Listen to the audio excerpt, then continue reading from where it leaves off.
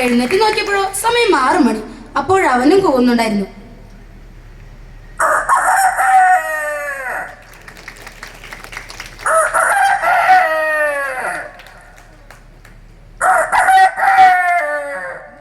ഒപ്പം നമ്മുടെ പിടക്കോഴിയും ചെറിയൊരു കൂവലോട് കൂടി നേരം വെളുപ്പിച്ചു.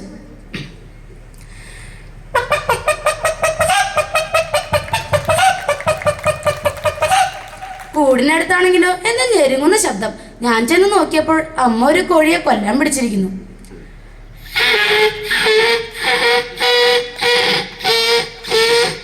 മനസ്സിനൊരു തൃപ്തിയായി. ഉച്ചയ്ക്ക് ചിക്കൻ കറി കൂട്ടാൻ. അപ്പോഴാണ് അമ്മ എനിക്ക് ചെറിയൊരു പണി തന്നത്. തേങ്ങ ചിരകാൻ പറഞ്ഞു.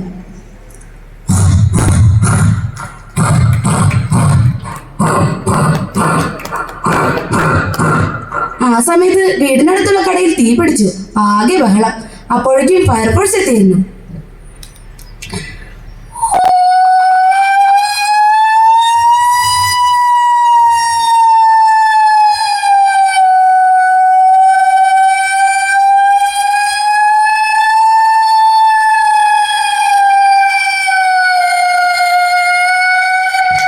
ഈ ആൾക്കൂട്ടം ഒക്കെ കണ്ടപ്പോൾ എന്റെ വീട്ടിലെ നായ വെറുതെ കിടന്ന് കുരയ്ക്കാൻ തുടങ്ങി.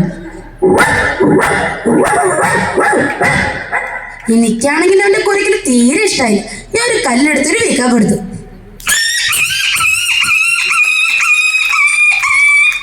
ഇവന്റെ ഈ കരച്ചില് കേട്ട് കണ്ടംപൂച്ച ഇവനെ കളിയാക്കാൻ തുടങ്ങി.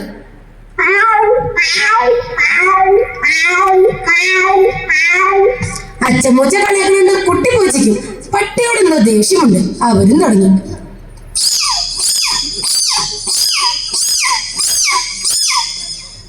ഇതൊക്കെ കേട്ട് അകത്തോട്ട് കയറിയപ്പോ മേമര ഉണ്ണി തൊട്ടിലേക്ക് കിടന്ന് കരയാ.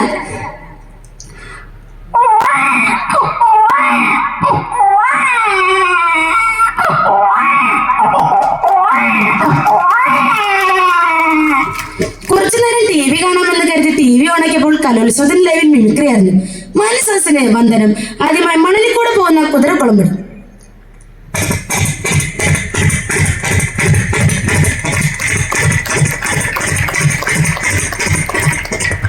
അടുത്ത ഉത്സവപറമ്പിൽ കാണുന്ന വെടിക്കെട്ടിന്റെ ശബ്ദം.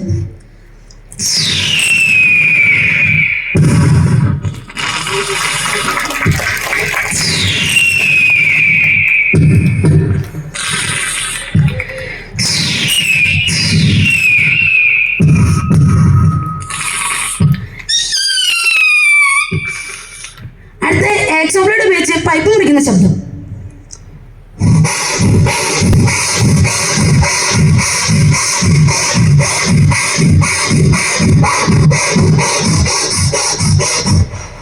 അടുത്ത ലവ് ബേർഡ്സിന്റെ ശബ്ദം.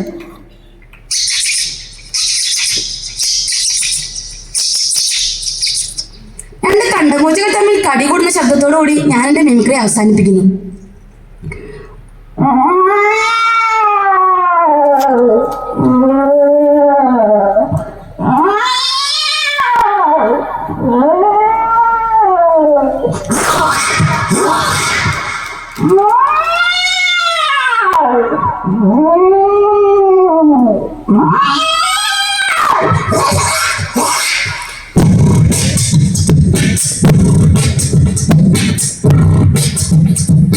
Thank you.